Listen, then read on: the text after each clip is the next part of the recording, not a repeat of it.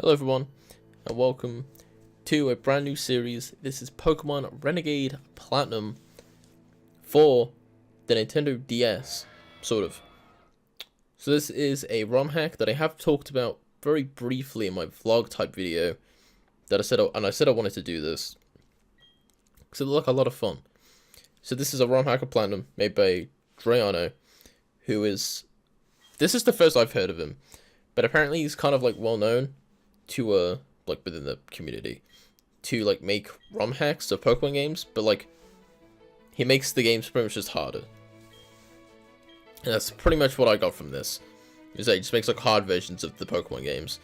So I was pretty excited to play it because I played Platinum, I played like Diamond and Pearl, and I really like Generation 4. It's probably up there for one of my favorite generations. It doesn't beat Gen 3 for me, but Gen 4 is definitely up there. And I know Gen 4 gets quite a bit of hate for being like slow in there, and I mean, it is slow. I don't pretend it's not. It does have problems. But I really like it. I really liked it when I first played it, when I was like a little kiddo. And I've liked it when I replayed it since, so I really like it. So I figured this would be quite fun.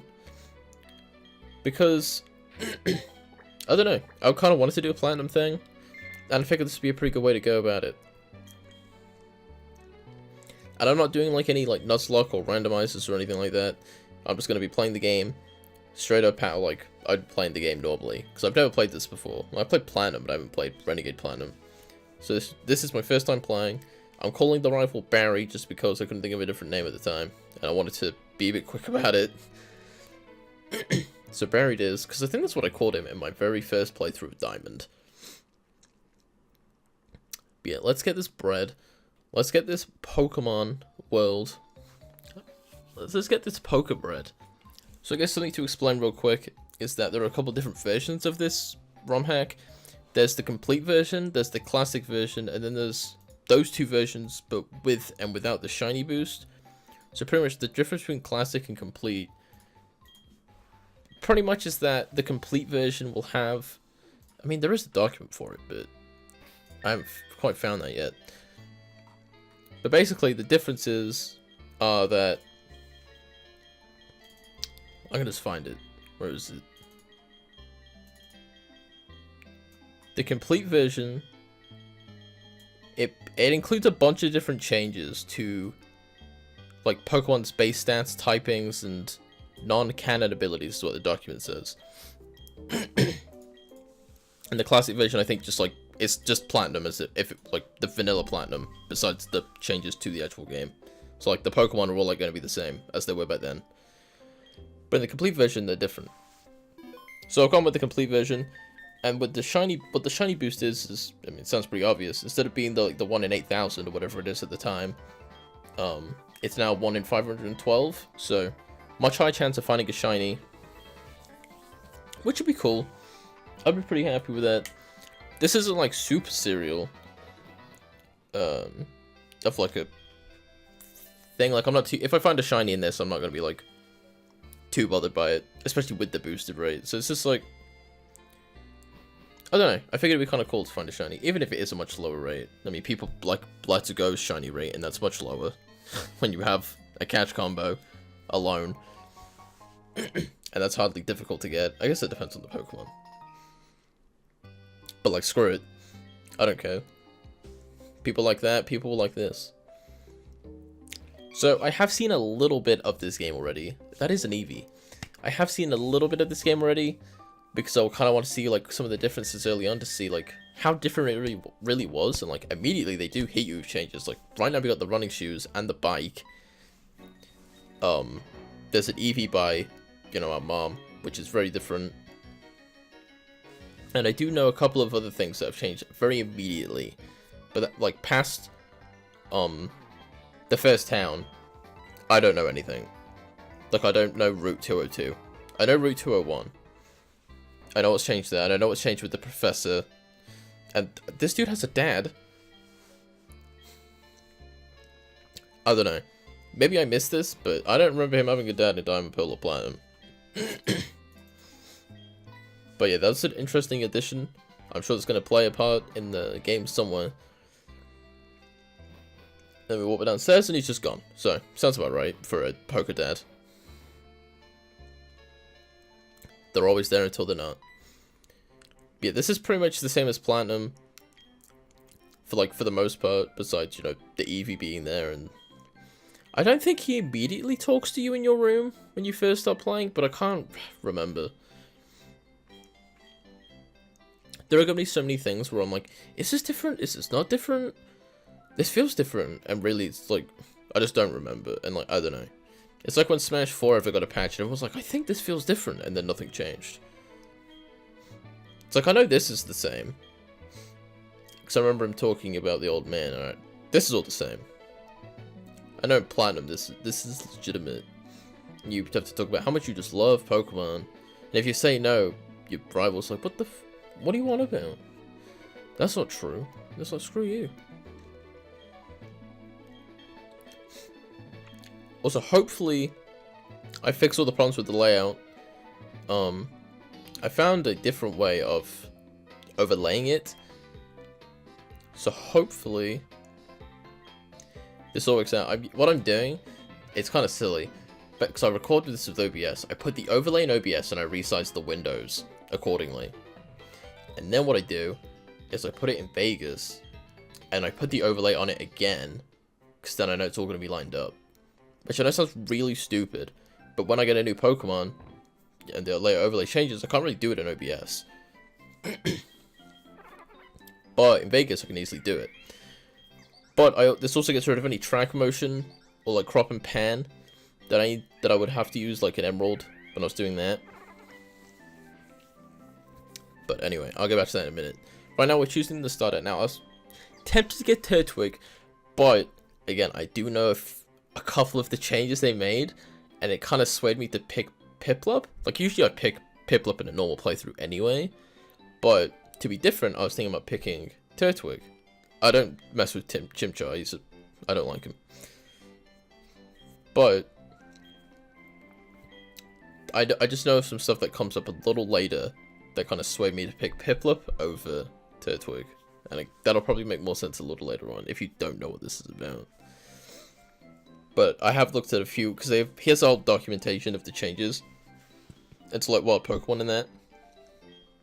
And like, I just know what's coming up a little bit. Also, this song is my absolute, like, it has to be one of the best rival songs, I think. I absolutely love this song. So right off the bat, you'll probably notice that you have Bubble. And it's like generation, I think it was 6 they started doing that, where they gave you like a move, like a stab move, immediately level 5. I know they did it in Aurus, and I think they did it in X and Y, it's been a while. But I know they did it in Aurus, where like Mudkip, Torchic, and Trico had, you know, Absorb, Ember, and Water Gun. I think Trico had Absorb, but it's like the same thing here, which I think is pretty cool. Yeah, this is the first battle, and unfortunately, it's not looking too good. What I should have done was, I should have growled immediately. So this is something with me in Pokemon. Like, I've talked about this probably in Let's Go and Emerald, but basically, if you played Hearthstone, you'll know what I mean by when I say, like, I like to go face, which pretty much just means I like to just do damage. Like, I like to just mindlessly do damage to my opponent, and hope to win that way. That's pretty much me in Pokemon. I'm not very good at this, like, this series at all. Despite playing it since I was like a little kiddo, I'm really not that good at it. And it's mostly because I haven't just taken the time to learn about the game properly. But I feel like if I just growled at the start of the battle a few times, I would have beat my rival. But unfortunately, something that hasn't happened to me in a long time is that I lost to my rival. But you are allowed to lose to the rival, because that's like the story still progresses despite that. So it was fine. But yes, already losing the first battle. Now if I was doing a Nuzlocke, it'd be over. If I was doing a Nuzlocke, I wouldn't count that. I have been semi-tempted to like put on a rule to where I have to like change Pokemon, or like, I don't know, try and use more Pokemon, but I'm probably not going to do that. I'm just going to sort of just play it how I want to play it, and we'll just go from there. Yeah, a lot of the start of Gen 4 is... Even, like, the start is pretty slow. I think it's worse in Platinum than it was in Diamond and Pearl, just for this part specifically. I think Platinum's generally a faster game in terms of how, like... The big thing that gets me is when you, like, hit a Pokemon and the health bar just moves incredibly slowly. Like, in Black and White, it doesn't even compare to the speed. But... yeah, like, this whole, like, introduction to the game is, like, it takes so long, I feel like. Look, I don't think any of the other ones take this long. Like, I think in, like, Gen 3, I mean, you have all the stuff with the moving, and, like, the Machokes and whatever, and then you set the clock, then you have to meet May, then you go meet the Professor and get the Pokemon, then you have to go up and fight May, then you have to come back down, then you go back up, I don't know. Gen 1's incredibly fast. You just try to walk into the wild, get a Pokemon, and you fight the rival and you're off. I guess you'd have to get the parcel, actually. You have to bring that back. So I guess Gen 1 actually takes a while too. I don't know. Gen 4 is just like... I think Gen 4 bothers me because like you try to leave the town and then someone's like, yeah, we're not leaving the town. We're going to do this first. And then like try to leave again. And it's like, wait, hang on. One more thing. One more thing. And then like you get to the next town. There's like, oh, wait, go back to your family real quick. Go tell them that you're leaving. It's like, god damn it. Every other Pokemon gave me a phone. Like, give me a phone. So again, another change you probably noticed immediately after getting into this wild battle is that Starly's level 5, as opposed to like level 2 or 3. I don't think you can usually find level 5 Pokemon in the wild on the first route. And of course, Starly would crit me. But I was confident in my Piplup. I wasn't very confident. I checked to see if I had any potions yet. I did not. But luckily, Starly did not crit me again, and I was able to pull off the victory royale. Which is fine with me. I mean, I'd like to level, which I did not. But yeah, I was looking for the dude that gives you the free potions, and I mean, I found him. It's this dude. Well, I mean, not the Bidoof, but it's the dude I was facing.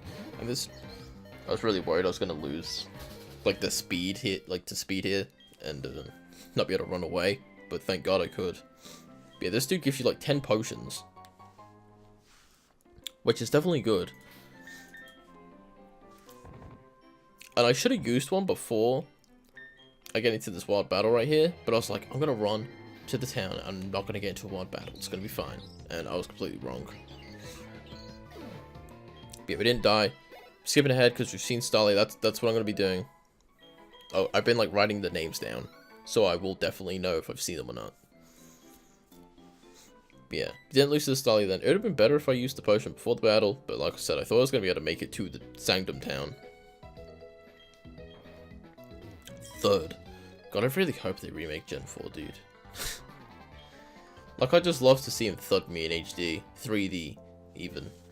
Like, if they remade this with 3DS, it would be pretty bombed. Because now I'm just sort of expecting to get all the Pokemon games on the Switch. I wouldn't be too bummed if they did a 3DS remake of this, but I'd prefer a Switch remake. I think that'd be amazing. And like I've mentioned before, I don't like nicknaming my Pokemon, but I did kind of think of a nickname after I'd said no, so maybe I'll go and change it at the name raider or whatever, but I think you can do that, right? But yeah, I don't know. I'm not about that life. I don't know why, I just don't like it. It just feels weird to me. But clearly I'm like wrong here, because I know a lot of people that nickname Pokemon, and like pretty much everyone I know nicknames Pokemon. I just don't like doing it. I guess it makes sense if I never used the Pokemon, but like I do use the Pokemon, so like maybe I should be naming them. I don't know. I don't want to name them. Screw them.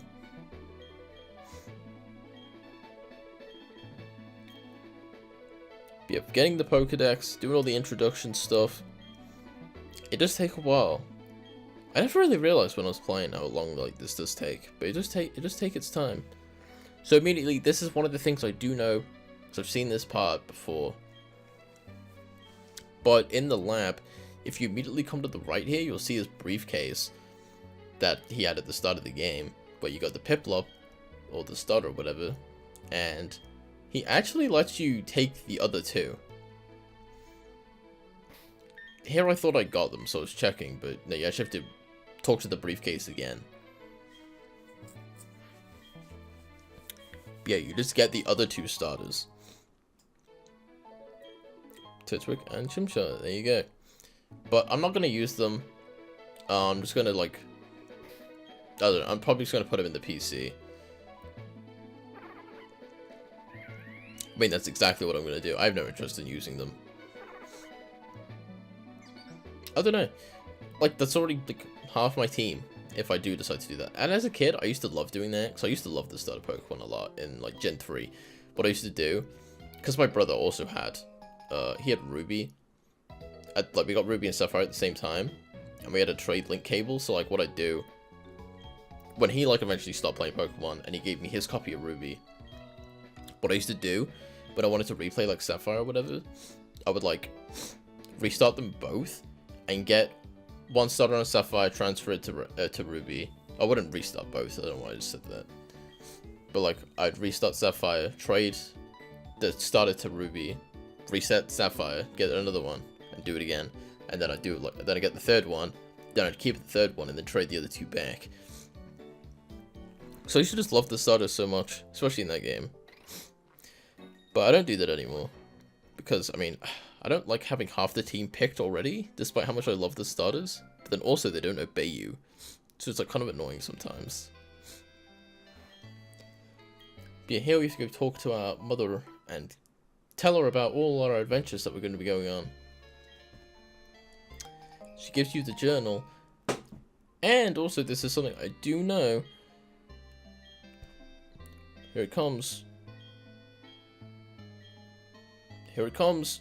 She gives you, wait for it, the EV. Whoa. So yeah, this is something else I did know. This is pretty much all I know about the game. It's like the first, like, 20 minutes. I guess we're not getting the EV just yet. Just after this conversation. But I will be using the EV. I'm not sure what I want to evolve it into. This is all I've recorded. So, like, I haven't gone further ahead or anything. But I don't know what I would want my starter to be. My EV to be. I don't know. I want to say maybe Glaceon. Because I do like ice types.